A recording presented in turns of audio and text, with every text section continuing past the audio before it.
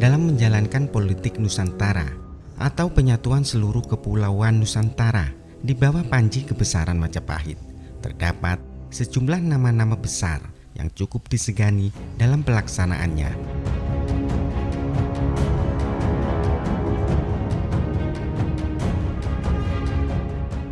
Berikut ini adalah 3 nama Panglima Perang Kerajaan Majapahit yang mampu menjalankan tugasnya untuk mempersatukan Nusantara di bawah panji-panji kebesaran Majapahit. Karena jasanya yang cukup besar itu, nama mereka dikenang dan diabadikan hingga kini.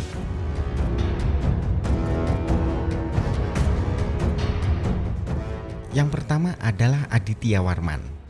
Dengan pangkat tertinggi sebagai Wireda Mantri, Aditya Warman adalah salah satu bangsawan atau keluarga raja yang meniti karirnya di dunia militer sebagai penerus ayahnya, yakni Mahesa Anabrang. Dengan gelar Adwaya Brahma, Mahesa Anabrang merupakan keluarga raja sekaligus panglima perang dari kerajaan Singasari. Baik Aditya Warman dan Mahesa Anabrang dikenal tangguh di medan pertempuran. Selain itu, keduanya juga jago strategi dan ulet dalam menjalankan misi diplomatik. Mahesa Anabrang adalah pimpinan misi diplomatik ekspedisi Pamalayu Kerajaan Singasari ke Kerajaan Dharmasraya di Pulau Sumatera. Jejak sang ayah sebagai diplomatik ulung itu pun diikuti oleh Aditya Warman. Saat Kerajaan Majapahit dipimpin oleh Prabu Jayanegara, Aditya Warman ditugaskan untuk melakukan Mission Impossible. Dirinya dikirim ke Cina untuk melakukan misi yang tak mungkin terjadi karena 2 dekade sebelumnya pasukan Tartar digempur dan diusir dari tanah Jawa oleh Raden Wijaya, pendiri Kerajaan Majapahit. Bahkan sang diplomat ulung tersebut dikirim 2 kali, yakni pada tahun 1325 dan 1332 Masehi untuk melakukan perundingan dengan Kekaisaran Mongolia yang kala itu sedang mempersiapkan gempuran balasan. Kehandalan Aditya Warman sebagai dutalah yang bisa menetralisir keadaan hingga menemukan kesepahaman dalam hubungan antara Kerajaan Majapahit dan Kekaisaran Mongolia.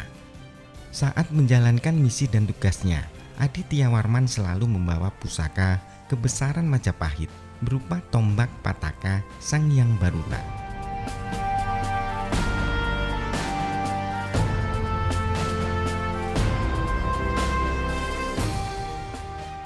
Di urutan kedua dan ketiga adalah 2 serangkai yang tak terpisahkan, yakni Panglima Laut Rakarian Tumenggung Empu Nala dan Mahapati Amangkubumi Gajah Mada.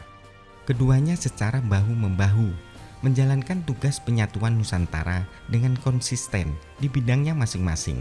Empu Nala adalah generasi kedua Panglima Armada Laut. Ayahnya dikenal sebagai Panglima Laut yang memimpin rombongan pertama ekspedisi Pamalayu Kerajaan Singasari menuju Kerajaan Tumasik atau Singapura di Selat Malaka. Penunjukan Empu Nala sebagai Panglima Laut di era pemerintahan Tribuana Tunggadewi bersifat mutlak, mengingat banyak pelaut-pelaut yang dahulu mengabdi kepada ayahnya telah bersumpah setia mendukung kepemimpinannya mengarungi samudra. Empu Nala dikenal jago dalam pertempuran laut dan pandai menyatukan pasukan laut yang berasal dari beberapa kerajaan bawahan. Selain itu, Empu Nala mahir dalam membuat kapal perang untuk mengarungi samudra. Sementara Mahapati Amangkubumi Gajah Mada adalah tokoh kunci dari politik penyatuan Nusantara lewat Sumpah Palapanya, seorang militer tulen yang memulai karirnya dari bawah sebagai bekel dan dikenal cerdas mempelajari ilmu pemerintahan. Pemikirannya banyak dipengaruhi oleh politik Nusantara Kerajaan Singasari, yakni saat di bawah pimpinan Raja Kertanegara. Dan hal ini cocok dengan pemikiran Rani Majapahit, Tribuana Tunggadewi, yang merupakan cucu dari Kertanegara.